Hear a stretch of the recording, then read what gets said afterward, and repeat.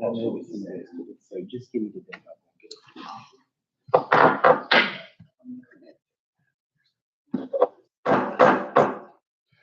Good evening, citizens of Louisburg Town Council. Welcome to our August Town Council meeting.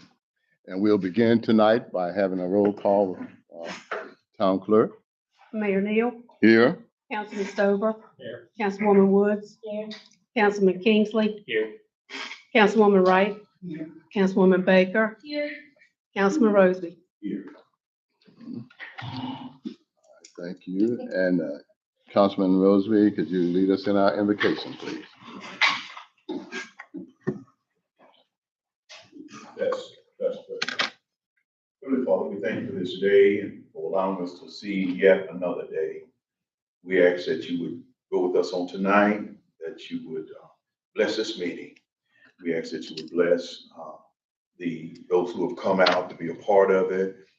Give us understanding, help us to get understanding of this, of what we need to do as leaders in the community. We ask it in your name. Amen. I pledge allegiance to the flag of the United States of America and to the republic for which it stands, one nation, under God, indivisible, with liberty and justice for all. Item number 3 is the adoption of the tonight's agenda. Could I get a motion?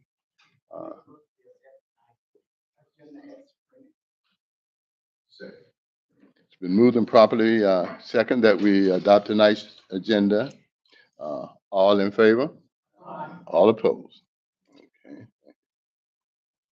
Item number 5, approval of the minutes for July 14, 2026, our regular meeting. No corrections or comments. Could I get a motion to approve? Mayor, I'd like to make a correction, please. Okay. In my public statement planning for Louisburg financial future, I have a typographical error of House Bill 1076. I'd like to make a motion for documentation, 1170. I'd like to make a motion for documentation to be noted as House Bill 1076. Okay. You did a motion and I'll second the motion. okay, we got it. It's been moved and properly seconded that we adopt the minutes from July 14th with the corrections as indicated, describing House Bill originally as 1176. The correction now is 1076. Okay. All in favor? Aye. All opposed? All right. Item number 6, public comments. And we have Mr. Ray Staff. I remind you, it's 3 minutes for public comments. Apologies up front for 3 minutes of speed racer.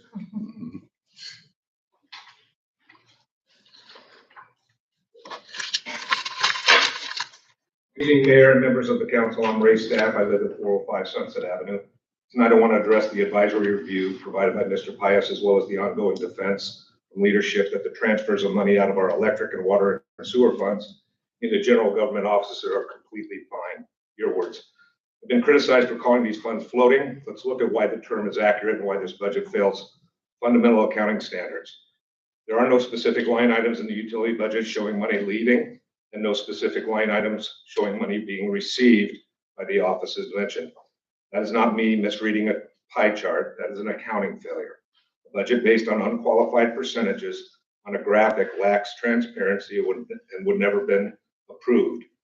Additionally, I would like to note that 2.5-page approved budget signed by the mayor, town clerk, and Mr. Medlin on 23 June does not show any reimbursement dollars leaving the utility funds and going to town hall offices.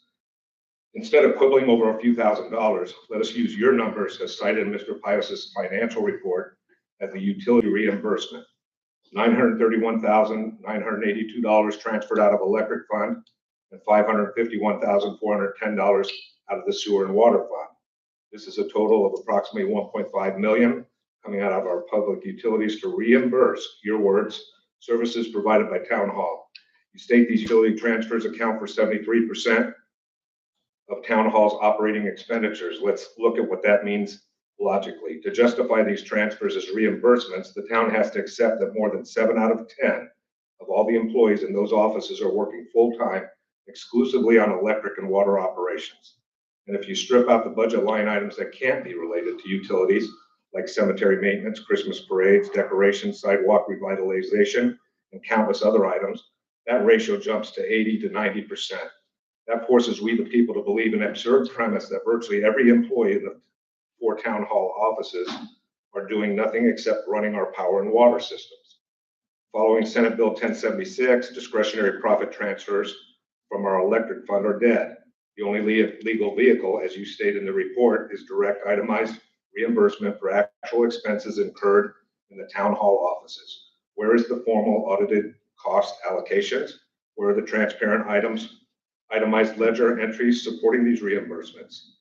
Citizens deserve answers. I suspect large chunks of this utility money is propping up other general fund operations. As I've been requesting for months, I am calling on leadership to provide the detailed accounting facts and line item expenditures to justify this nearly 1.5 million reimbursement transfer. If you cannot provide an audited cost allocation plan that proves these numbers, this budget must be re-examined and corrected ASAP. Thank you for your time. Thank you. All right. Item number 7, we'll move into a public hearing to amend the fee schedule for fiscal year 2026, including water, sewer connections, subdivision development, infrastructure, and electrical vehicle charges. Could I get a motion and a second to move into public hearing? It's been moved and properly second that we open public hearing. Mr. Brown. Thank you, Mayor, Town Council. Tonight, staff is proposing to re-evaluate and establish new fees, as the mayor stated, for the town's water and sewer connection fees to cover costs and update language to account for unusual or unexpected circumstances. Revise the subdivision electrical infrastructure fee and also consider implementing a fee for electrical vehicle charging stations.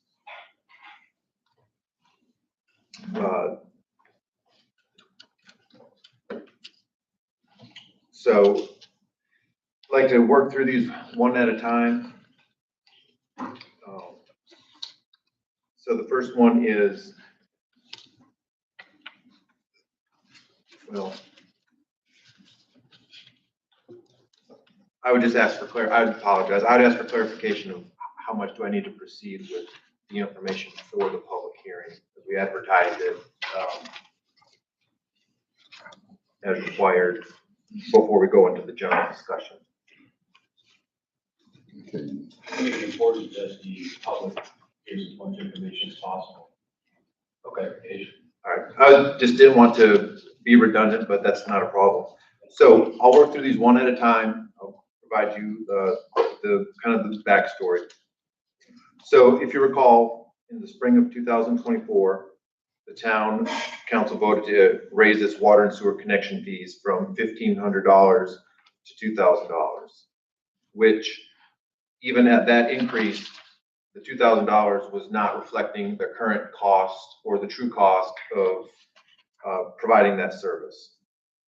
The proposed fee schedule allows for cost recovery, and it also accounts for unusual and or unexpected circumstances.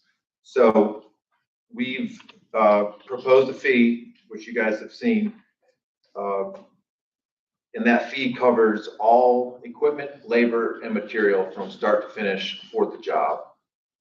So we go out, we cut the street, we excavate, we do all the work, and we put in the tap. When the job's done, we re-asphalt it and leave it as pre-construction conditions. So those fees were calculated based on our current staff costs, equipment costs, and material costs. As you can see, we're proposing raising the standard 4-inch sewer connection 8 feet or less to $3,300. A sewer connection greater than 4 inches or greater than 8 feet, actual cost 8 feet is relevant because that's a depth for which we can provide a safe working environment for our staff with our trenching and shoring equipment. A standard 3/4 inch water service, less than 8 feet in depth, $3,695. And we've separated out the meter cost. Someone may want to install a tap and leave it absent of a water meter until a later date. So we don't need to require the cost of the meter until service is needed.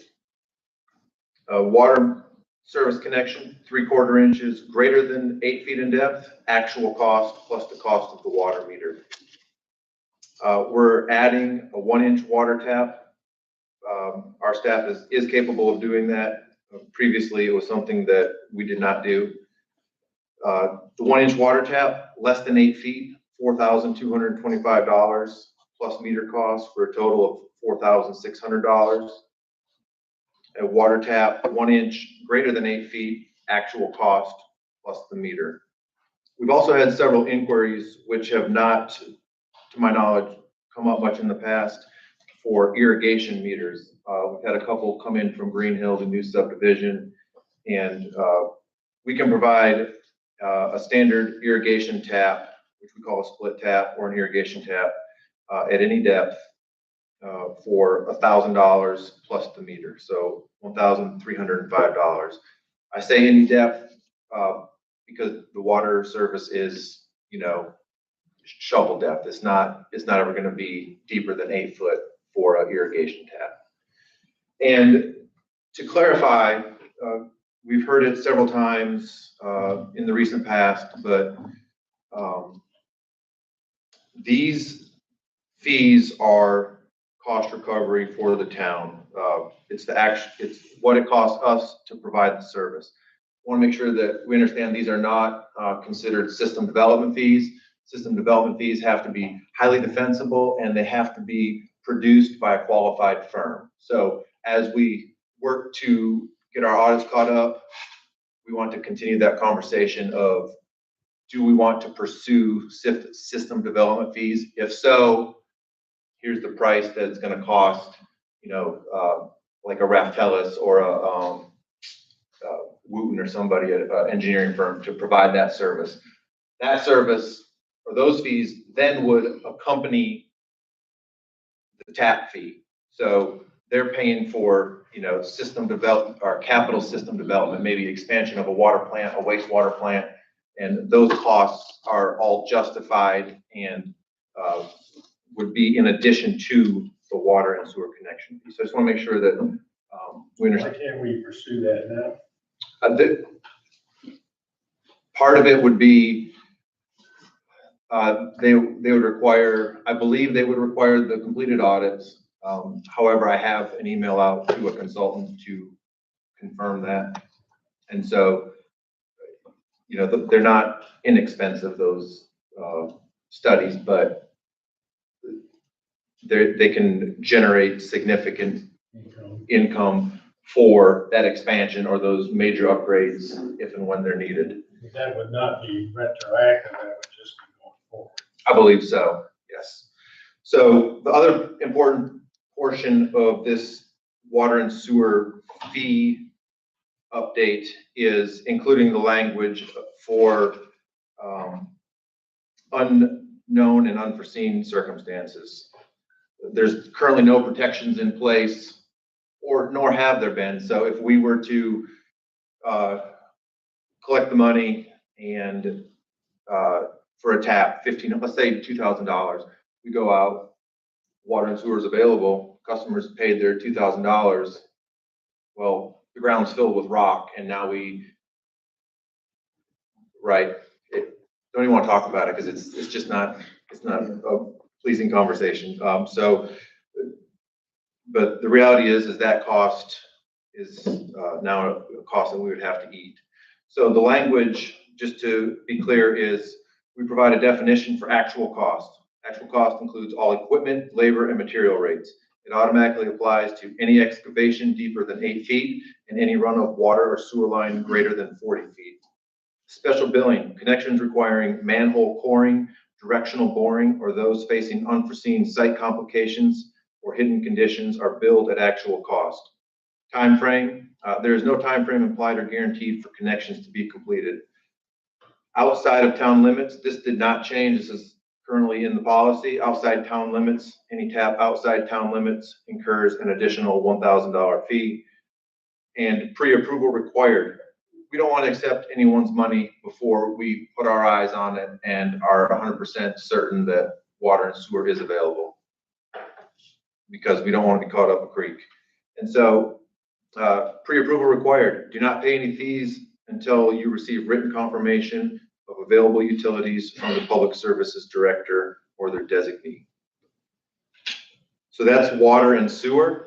The second portion of this is consider revising the subdivision development electrical infrastructure fee. So prior to spring of 24, it looks like the fee schedule stated the town footed the bill 100% for electrical costs related to subdivision development. In spring of 24, it was proposed and agreed or voted upon that would become a split, 75% builder, 25% cost to the town. The first example we have of that is College Park, which is currently in process. Estimated, this is a very specific example. So the desire for development has arrived in Louisburg, and a more effective approach is to have the developer cover the actual costs. So College Park, as the example, the estimated cost of that project, which is engineering, infrastructure, and labor to install, $297,000. The town of Louisburg's share is $74,445. The developer's share is $223,335. So that's where we're at. What we do see is other municipalities have a fee or a policy in place called contribution in aid of construction. So it's similar to the cost sharing that we have, but it's based on one example is revenue over 5 years versus construction costs. Okay.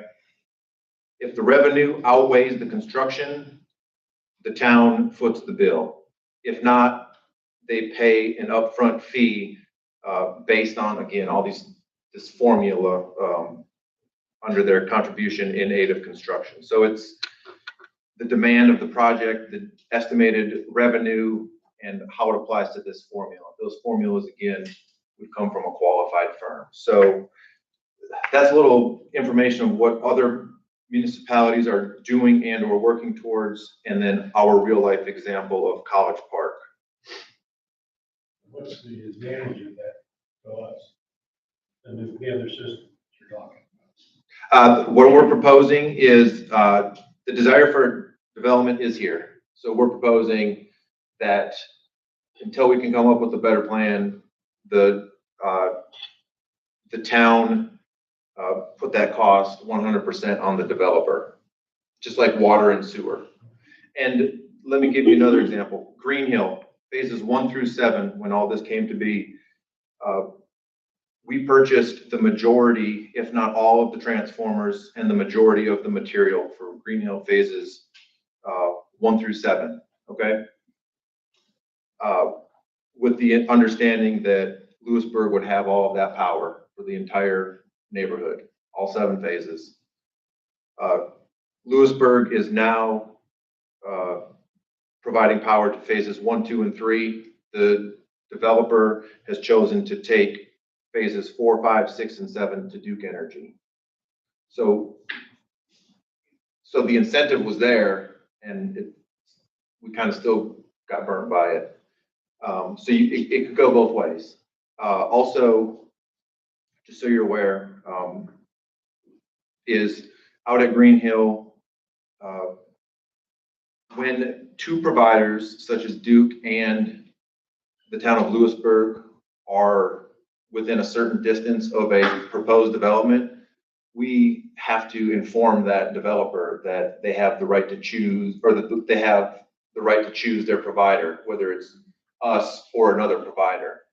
And so we inform them of their right to choose, and then we have to, let them know the benefits of coming on Louisburg Power and hope that they choose to join our power grid. We cannot force them. Did we have a contractual agreement with phases 4, 5, 6, and 7? From what I'm understanding, you're saying we purchased the said equipment. Phases 4, 5, 6, and 7 went over to Duke. It sounds like we already had that product already in hand. Did we have a contractual agreement for phases 4, 5, 6, and 7? That predates my arrival, so I do not know. How can we find that out? I can look into that. Yeah, because I mean, the other question that I would have is, have we made an attempt to recover those costs? If so, I mean, So we're able to use some of that inventory towards College Park without having to purchase it.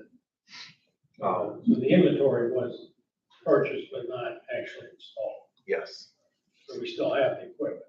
The transformers primarily, yes, our largest ticket item. Now, the residents that are presently using the town's electric grid, can they change voluntarily, go to Duke Power?